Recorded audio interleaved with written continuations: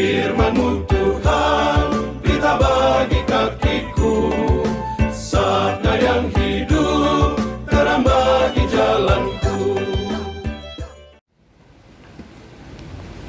Di hari yang berbahagia atau minggu yang berbahagia ini, di mana kita Unipa sudah menginjak 17 tahun, seperti seorang pemudi atau pemuda yang sudah 17 sudah bisa berpikir sangat dewasa dan kritis, sudah akan masuk kuliah, dan ini momen yang sangat pas untuk kita refleksikan, terutama di dalam konteks sabda Allah yang kita dengar, yang mengatakan hal-hal tentang keadilan sosial. Dalam konteks keadilan sosial, kita dengar cerita Lazarus dan Abraham dan lembah yang tidak bisa diseberangi lagi. Saat saya refleksikan, kita tidak bisa pungkiri ada kesenjangan sosial di bangsa kita Indonesia. Kesenjangan sosial yang bukan hanya kesenjangan sosial dalam arti pendapatan dan fasilitas di antara Indonesia Barat dan Timur, apalagi kalau kita bandingkan antara Jawa dan NTT. Kenapa kita semua di NTT selalu pikirannya kita mau ke Jawa, ya? Kalau semua kita sudah dapat di sini, apakah kita akan berpikir seperti itu lagi? Saya rasa tidak. Dan kesenjangan itu juga bukan hanya kesenjangan secara materi saja, tetapi kesenjangan secara intelektual. Kesenjangan intelektual, ya, yang kita harus refleksikan.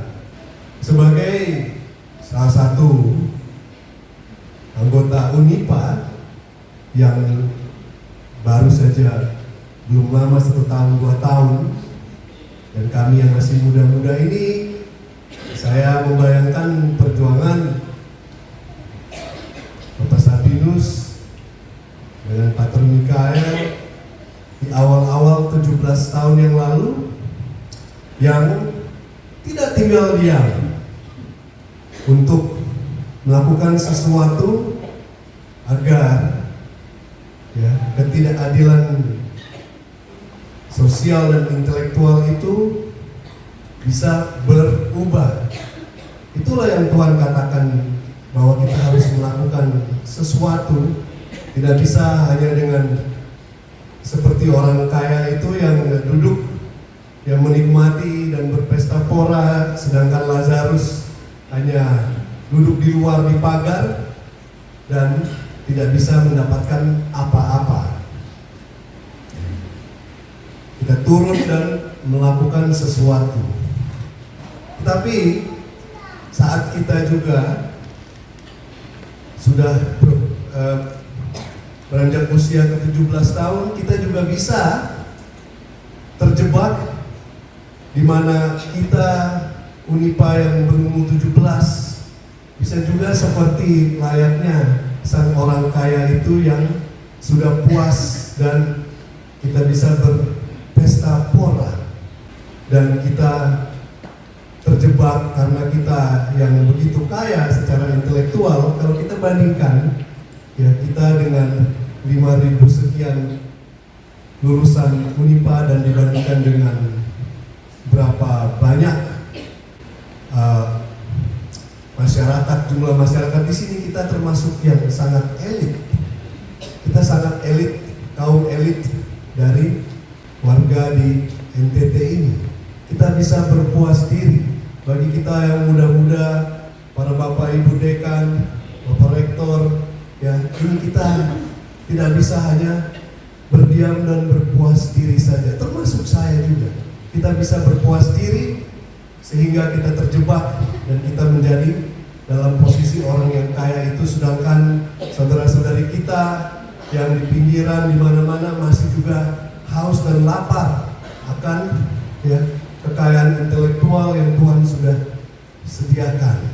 Dan itu adalah keinginan Tuhan agar semua itu adil dan merata. Semangat perjuangan di awal di mana kita berdiri sebagai sebuah universitas Unipa itu harus kita angkat lagi. Mungkin bukan kebetulan Tuhan memanggil Ibu Maria Selatan dua hari yang lalu, agar mungkin kita tidak terlalu berpesta pora. Tuhan ingatkan lagi semangat pengabdian yang mengabdi sampai pada detik-detik terakhir, mengabdikan diri kita untuk para anak-anak kita yang haus akan pendidikan. Sehingga kalau dalam bahasa sekulernya kita bilang kita memberantas kemiskinan dan kebodohan, tapi kita juga mau memberantas itu bukan hanya kemiskinan dan kebodohan saja, tetapi juga ketidakpedulian kita dan ketidakpekaan kita, dan juga kekeringan kita akan keberadaan Tuhan. Dimana kalau kita fokus pada intelektual, kita juga harus menambah dan menggali, membuka hati kita akan kekayaan rohani kita. Unipa menurut saya punya sesuatu yang bisa ditawarkan untuk seluruh Indonesia. Kita punya kesempatan dan potensi di mana kita di NTT punya kekayaan rohani yang luar biasa. Yang kalau kita tidak tinggal diam juga seperti orang yang kaya rohani yang seperti dikritik oleh Tuhan Yesus kepada orang-orang Farisi. Dia tidak hanya mengkritik secara sosial saja, tapi dia mengkritik mereka secara spiritual karena mereka begitu kaya rohani tetapi tinggal diam dan tidak melakukan apa-apa. Buat kita yang muda-muda yang sudah mendapatkan begitu banyak pendidikan rohani, kita mengenal Kristus penyelamat kita, kita tahu bahwa Dia yang mampu menyembuhkan dan memulihkan segalanya. Kenapa kita tinggal diam dan menjadi seperti orang kaya? Saya juga secara langsung mengucapkan terima kasih kepada teman-teman rekan-rekan dari Jakarta, kepada Bapak Sabinus dan semua rekan-rekan dari yayasan dan para pendidik yang tidak tinggal diam dan mau membagikan apa yang sudah Tuhan berikan, kekayaan secara intelektual, secara rohani. Kita harus bangun, semangat kita harus angkat lagi sehingga kita sungguh dikobarkan oleh semangat Tuhan saat kita berumur 17 ini, semangat untuk berbagi kekayaan intelektual tapi juga kekayaan rohani kita, sehingga kita bisa didapatkan bersama-sama dengan Tuhan bahwa kamu sudah melakukan dan tidak tinggal diam. Dan seperti Tuhan Yesus yang begitu kaya, Dia turun menjadi begitu miskin, bahkan mati di kayu salib demi kita. Itu kepedulian Tuhan Yesus. Kita mungkin tidak seberapa turunnya, mungkin hanya dari Jakarta sampai Maumere, belum dari surga sampai ke kayu salib. Tapi kita harus bangkit. Kita harus menjadi abdi cinta Tuhan dan mengobarkan apinya. Dalam kekuatan sendiri kita tidak bisa, tapi dengan kekuatan Roh Kudus, kita bisa melakukannya. Dan keadilan, kesejahteraan itu tidak hanya kita harapkan saja di surga nanti, tapi turun di bumi dan mulai dari sekarang ini. Mari saudara-saudari yang terkasih, mengobarkan semangat kita untuk menjadi abdi cinta Tuhan. Dan saya tutup dengan sebuah lagu ini, lagu Abdi Cinta. Saya mohon Kakak Evi untuk membantu saya menyanyikan lagu ini. Mari Kakak Evi, lagu ini sudah mau diputar.